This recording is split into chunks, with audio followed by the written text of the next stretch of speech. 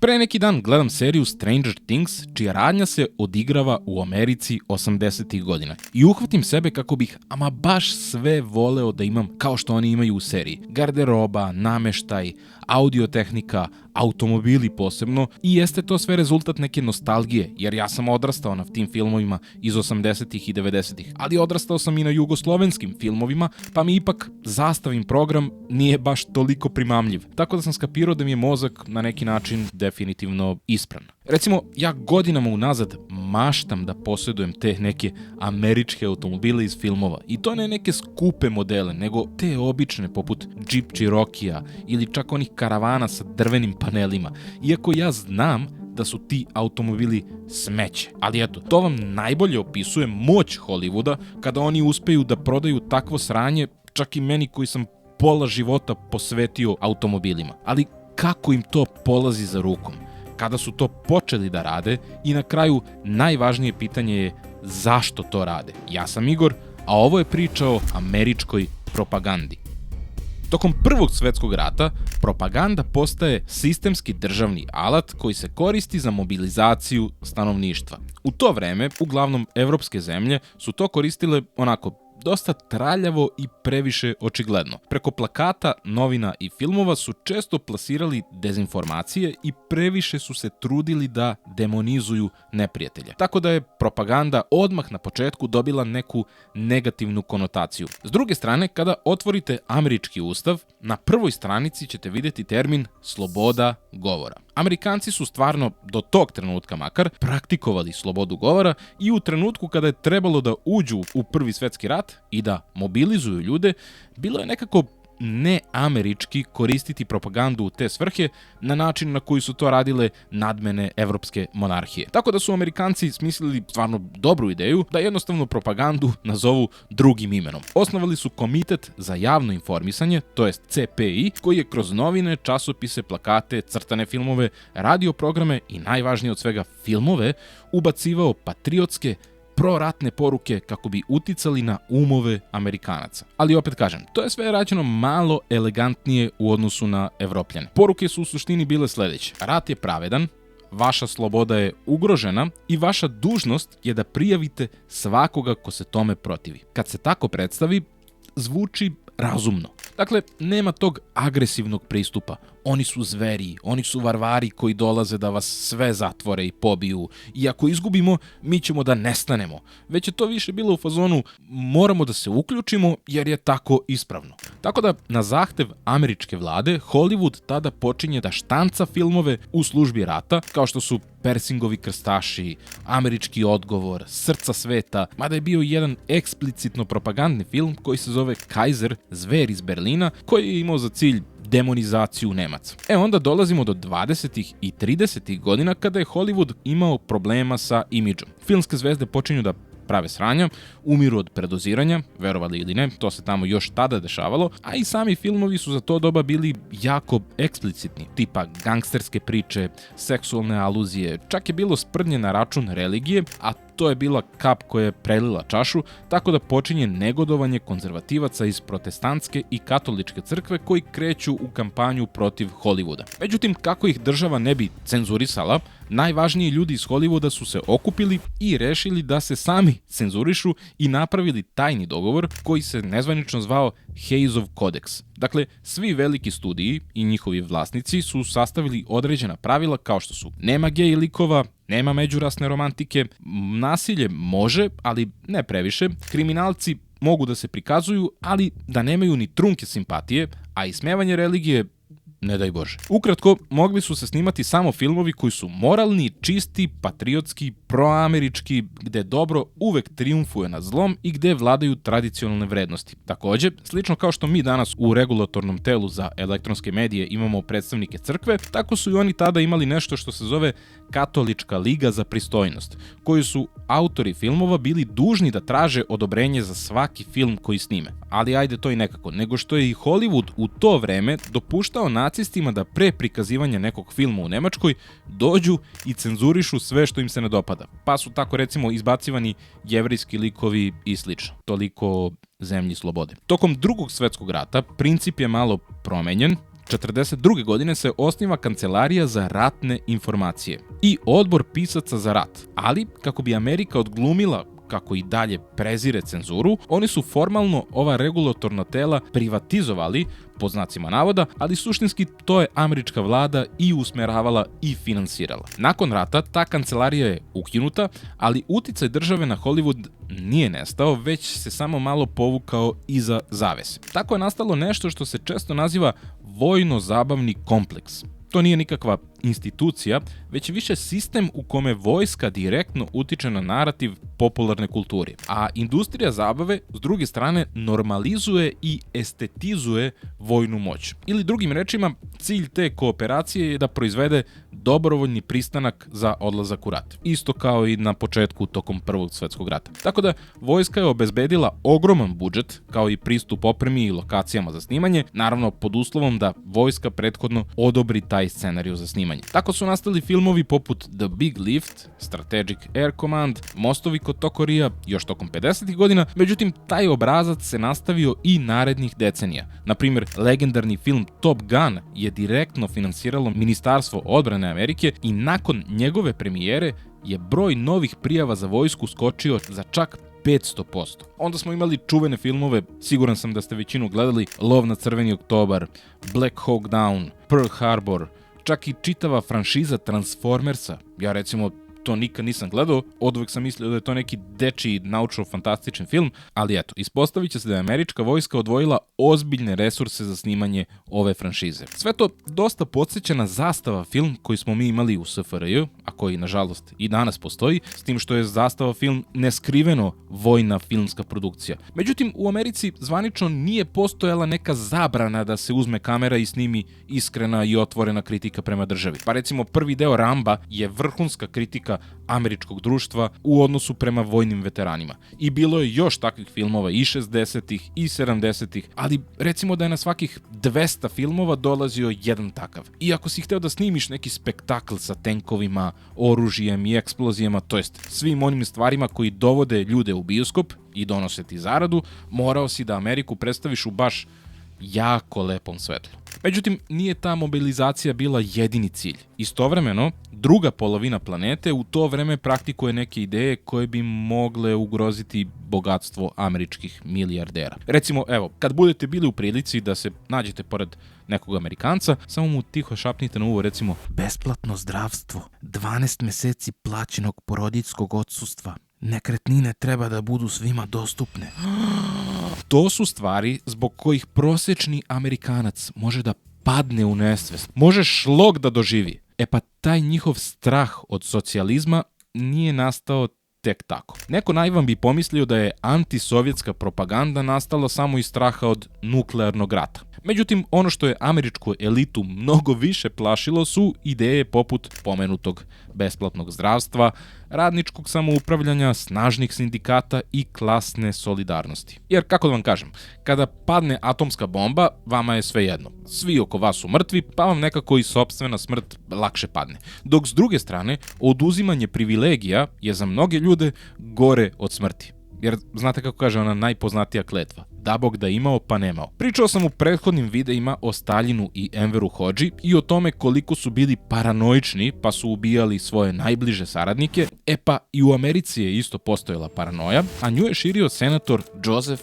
McCarthy koji je konstantno išao naokolo i izazivao histeriju zbog straha od komunističke infiltracije. Sve redom je optuživao da su sovjetski agenti, bez ikakvih dokaza naravno, i faktički je izgradio celu svoju političku karijeru na tom principu. Paralelno s tim, postojao je jedan komitet, još od ranije, zvao se Komitet za neameričke aktivnosti, koji je u tom periodu bio na zadatku da iz društva iskoreni komuniste. E sad, pošto su oni u tom ozloglašenom komitetu znali da u kinematografiji leži najveća moć, počeli su da paranoišu i da puštaju buve da je Hollywood prepun sabotera i zaverenika koji šire opasne ideje i komunističku propagandu, dok se Hollywood istovremeno finansirao od američke vlade i vojske. Tako je došlo do čuvenog slučaja Hollywoodske desetorice, kada je pomenutom komitetu 10 scenarista, reditelja i producenata odbilo da daje imena svojih kolega za koje sumnjaju da su nastrojeni komunističkim idejama. I tom prilikom su stavljeni na crnu listu.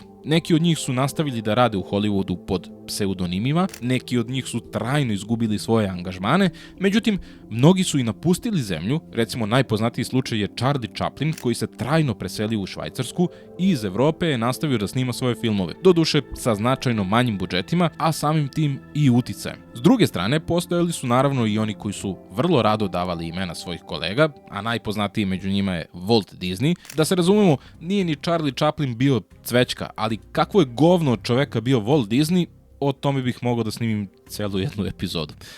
Elem, treba naglasiti da nigde nije postojao zakon koji zabranjuje komunističku misao, ali napravljena je takva atmosfera da nije bio ni potreban. Takođe, bitno je naglasiti da je sve ovo bilo limunada u odnosu na metode koje su koristili KGB, Stasi, Securitatea, UDBA i ostali komunistički režimi u borbi sa državnim neprijateljima, ali prosto moramo da raščistimo da se i Amerika time bavila, ali na mnogo prefriganiji i održiviji način. Sad, onaj pomenuti Hayesov kodeks je ukinut 68. godine i zamenjen je rating sistemom koji i dan danas funkcioniše. Sigurno ste videli nekad na filmskim plakatima one oznake M/PG ili samo G i tako dalje. I da li je to nešto promenilo? Pa kritika je počela da se pojavljuje tu i tamo, ali to nikada nije uzdrmalo američke vlasti. Međutim, najveća promena je nastala u tome što su filmovi mogli biti eksplicitniji u smislu seksa, nasilja, jer filmska industrija je skapirala da im upravo to donosi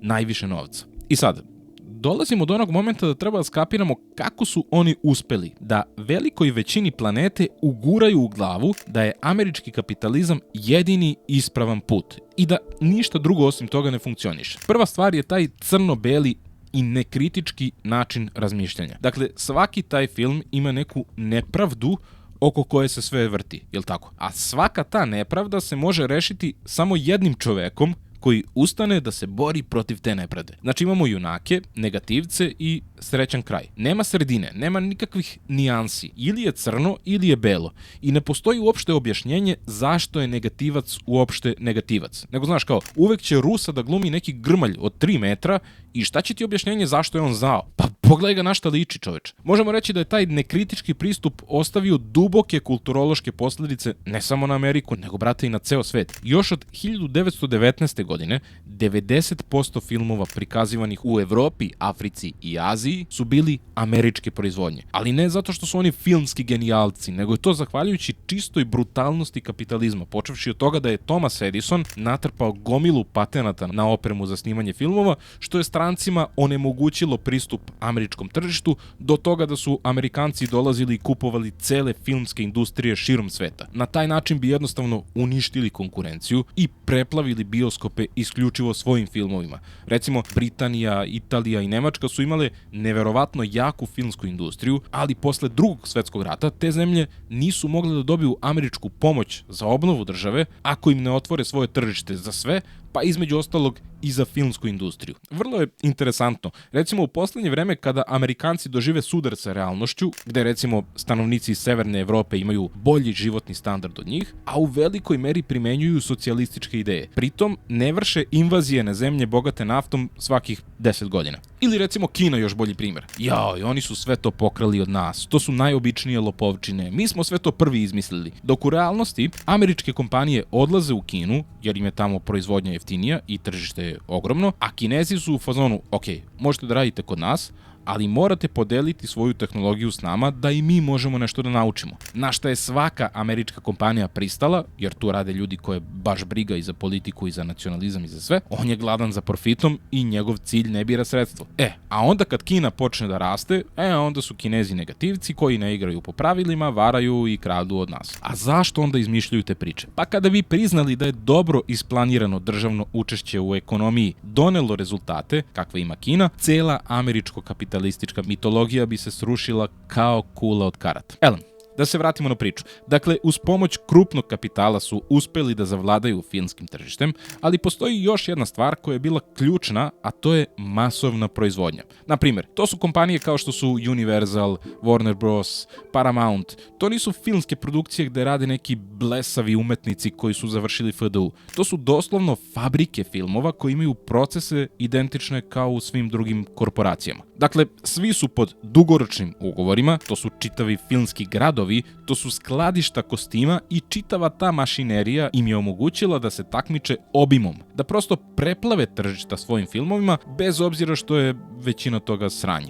Upravo to je dovelo do toga da američka kultura i stil života uđu u živote svih nas. I evo, iako ja živim u blatnjevom predgrađu istočne Evrope, ja opet bez blama uđem u prodavnicu i kupim, pazite ovo, kupim ovakvu majicu i maštam o tome da vozim Cherokee kockicu, na primjer. Jer eto, to u meni izaziva neki pozitivan osjećaj. Ja sam svestan da je to glupo, ali to je jače od mene. I pazite ovo, nije tu bilo samo političkih poruka, nego i kulturoloških. Recimo, film Prohujelo s vihorom je najobičnija romantizacija robovlasništva. Jer znaš, kao, to su neka davno zaboravljena vremena kada je sve bilo mnogo jednostavnije. To vam je onaj Mirjana Bačić, Alimpić, Bobić, Mojsilović fazon. Za to vreme, 50. i 60. godina, dok oni predstavljaju taj raj američke srednje klase, gde svaka porodica ima veliko dvorište, trem ispred kuće, onaj veliki frižider sa duplim vratima koji je uvek krcat hranom, oni ne prikazuju drugu stranu američkog društva. Pazite, tu i dalje postoji sistematsko proterivanje starosedeoca, izrabljivanje radnika iz Južne Amerike i na kraju rasistički Jim Crow zakoni na jugu, o kojima smo govorili u videu o Ku Klux Klanu. Ništa od svega toga niste mogli videti u 95% američkih filmova. Mislim, mogli ste, ali način na koji je prikazano je uvek bio banalan. Recimo, kriminalci su uvek primitivni, nasilni i nekako zaslužuju prosto te uslove u kojima žive, a siromaštvo je super prilika da se glavni junak izdigne iz njega i dokaže, kao na primjer Eminem u filmu 8 Mile. Ne kažem, mnogi od tih filmova su super, ali nijedan vam neće objasniti uzrok siromaštva i zašto su ti ljudi dospeli tu gde jesu. I nekako imam utisak da se od svih poruka koje šalju američki filmovi, ta banalizacija najbolje primila kod nas. To u poslednje vreme čujem na sve strane. Znaš, kao, nema veze to što sam se ja rodio u radijatoru i nasledio stan od babe pa ga izdajem Rusima za 2000 evra mesečno, to nema veze.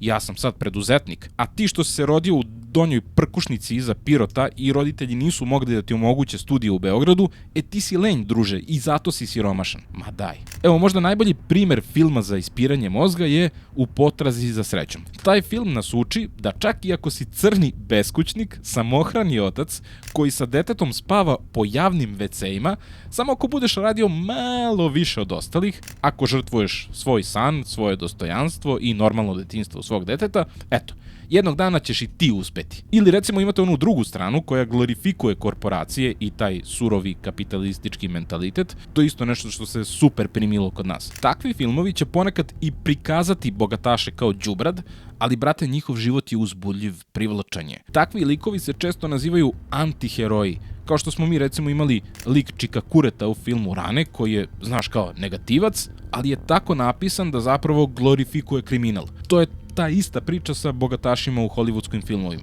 Znaš, kao, oni su negativci, ali sve su tako vrcavi, smešni, zabavni i super. Sad, kako se istočni blok i definitivno raspao početkom 90-ih, Amerika je faktički pobedila u hladnom ratu i kapitalizam je zavladao gotovo celim svetom. Tako da su 90. godine bile dosta labavije po pitanju promocije američke vojske. Naravno, Hollywood nikada nije prestao da život u Americi predstavlja kao med i mleko, ali ova ratna propaganda se vratila u opticaj punom parom tek nakon 11. septembra 2001.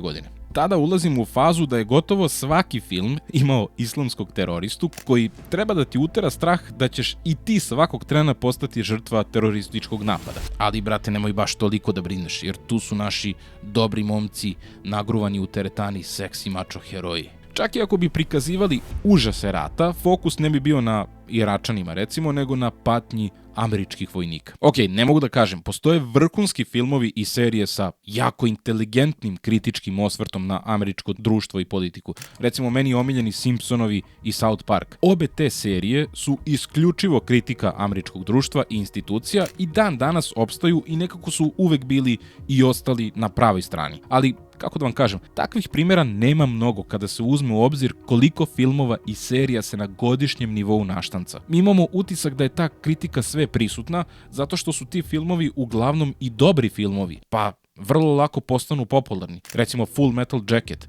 kao što sam rekao prvi deo Ramba, Wall Street iz 87. Državni neprijatelj, od novih filmova Don't Look Up. Svi oni imaju vrhunske ocene i svi živi su ih gledali jer su dobri, ali takvi filmovi se u proseku pojave jednom godišnje možda. Tako da to u velikoj meri stvara jedan privid slobode izražavanja. Evo, prođite pored nekog bioskopa i vidjet ćete 10 plakata za neke bezveznjačke filmove koje u životu ne biste pogledali. Ali neko to gleda. Međutim, pojavom interneta mnoge stvari su se promenile. Prvo kreću video igrice, recimo ono što pouzdano znamo je da američka vojska sponzoriše streamere koji igraju Call of Duty kako bi na taj način promovisali regrutaciju. Takođe, ista ta video igra se pomalo bavila i istorijskim revizionizmom, konkretno u delu Modern Warfare. Dakle, u igrici je predstavljen događaj iz Zalivskog rata 1991. godine, kada je američka vojska bombardovala povlačeću iračku vojsku. Međutim, u ovoj igrici, umesto Amerikanaca, tu vojsku su bombardovali Rusi. The highway of death. The Russians bombed it during the invasion, killing the people trying to escape. A ovaj događaj je inače javnosti poznat kao autoput smrti. Dakle, ne bi bio problem da je ovo potpuna fikcija, ali ne, oni su u video igri taj događaj bukvalno predstavili pod tim imenom, vreme, mesto, Zalivski rat, sve su tačno naveli, osim toga ko je bombardovao vojsku u povlačenju.